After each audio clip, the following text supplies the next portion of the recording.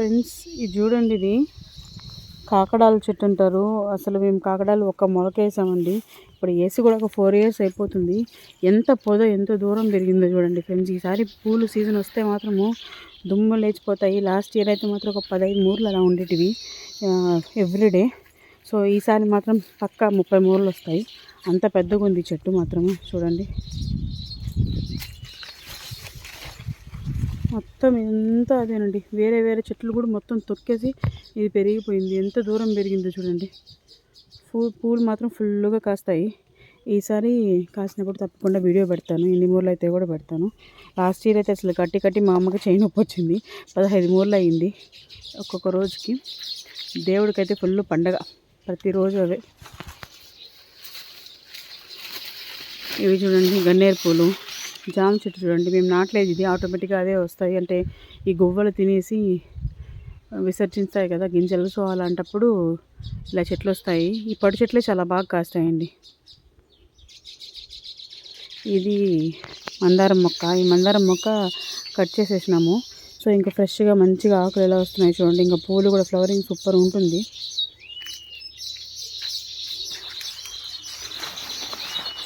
చూడండి దానిమ్మకాయలు, నాటు దానిమ్మకాయలు. ఇవి అంత రెడ్గా ఉండవు, లోపల కొంచెం వైట్గానే ఉంటాయండి. కానీ నాటుకాయలు మంచివి కదా కంపేర్ టు హైబ్రిడ్.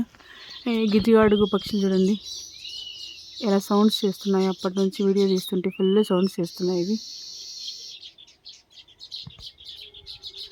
కన్స్ట్రక్షన్ చూడండి, ఒక గువ్వ ఎంత బాగా కడుతూ ఉందో.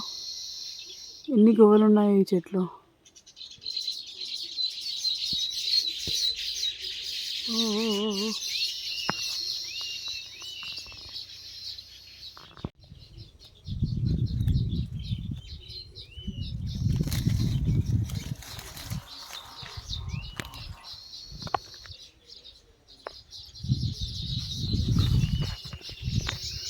వావ్, ఈసారి సపోటా కాయలు కాస్తున్నాయండి. ఫస్ట్ టైం ఈ చెట్టు కాయడము. దీనికంటే ముందు ఇంకొక చెట్టు ఉండేది, చాలా పెద్దది. ఇంత పెద్ద చెట్టు అయిందండి. దున్నేటప్పుడు ట్రాక్టర్ మొత్తం కిందికి పూర్తిగా విరిగిపోయింది. మళ్ళీ ఆ ప్లేస్ మళ్ళీ ఇంకొక చెట్టు తెచ్చి పెట్టాము. ఆ చెట్టు ఇప్పుడు పెద్దవి కాయలు కాయడానికి ఆల్మోస్ట్ అరౌండ్ 2 years పట్టింది. ఈసారి సపోటాలు టేస్ట్ చేయొచ్చు అయితే మరి. నాకు సపోటాస్ అంటే చాలా ఇష్టం అండి. ఎప్పుడు జ్యూస్ తాగినా ఫస్ట్ చీకు milk shake, I mean sapota milk shake కానీ, లేకపోతే బటర్ ఫ్రూట్ కానీ తాగుతాను. అది లేకపోతే పైనాపిల్. చూడండి ఈసారి వావ్, ఇప్పుడే చూస్తున్నాను ఇన్ని సపోటాలు ఉన్నాయి ఈసారి.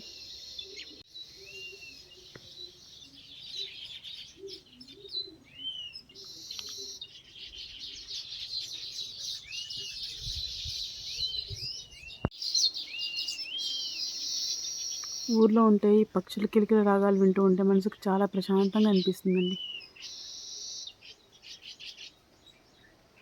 సిటీలో ఆ బిల్డింగ్స్ మధ్యన ఇంత హ్యాపీనెస్ అనేది ఉండదు.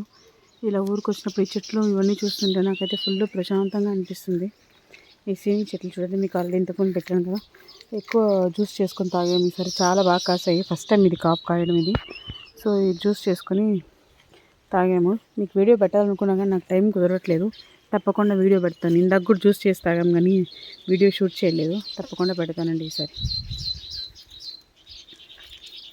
ఆల్మోస్ట్ అన్నీ అయిపోయాయి. కొన్ని చిన్న చిన్న కాయలు ఉన్నాయి అంతే. సో వీటిని ఇంకా కొంచెం పెద్దదైందా చేసుకోవాలి. గోవా చెట్లు చూడండి, ఇక్కడ నాటింది మా అమ్మ. గింజలేసి వర్షానికి వచ్చేసినాయి. ఈరోజు చాలా గోవా చేశాను. గోవా చట్నీ చేయాలి రేపు. గోంగూర చట్నీ అంటారు, ఊళ్ళో మేము గోవా చట్నీ అంటాము. అన్ని కలిమికాయలు చూడండి. మమ్మీ మొన్నే చాలా కోసింది. ఇవి కోయడానికి టైం పడుతుందండి. ఊరికాయ పెట్టడానికి కూడా టైం టేకింగ్ ఇది. ఒక్కొక్క కాయ కోసి గింజి పెట్టాలి. సో ఇంకా ఈ కాయలు మళ్ళీ వచ్చేసినాయి. ఎన్ని ఉన్నాయో చూడండి.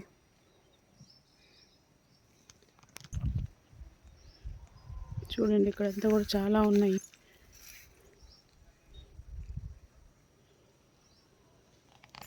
అండ్ ఇవి చిక్కుడు గింజలు వేసింది మా మమ్మీ.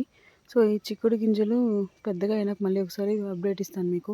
చిక్కుడుకాయలు కాయడానికి ఇక్కడ ఒక పందిరి వేస్తుంది మా అమ్మ.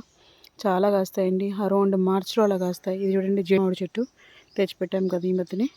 ఇది ఎప్పుడు పెద్దదవుతుందో, ఇది ఎప్పుడు జీడి మామిడి పండ్లు ఇస్తుందో, ఆ పండ్లను ఎప్పుడు తినలేదండి, తినాలి. ఆ తర్వాత జీడిపప్పు కూడా వస్తుంది కదా, ఆ జీడిపప్పుతో మనం పచ్చి జీడిపప్పుతో కూర చేసుకోవచ్చు. ఇవన్నీ అవ్వాలంటే కొన్ని ఇయర్స్ వెయిట్ చేయాలి.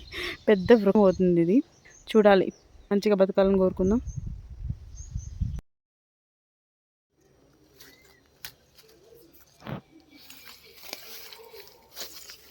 కొంచెం పెద్దవి ఉన్నాయి, తెంపుకుందాము.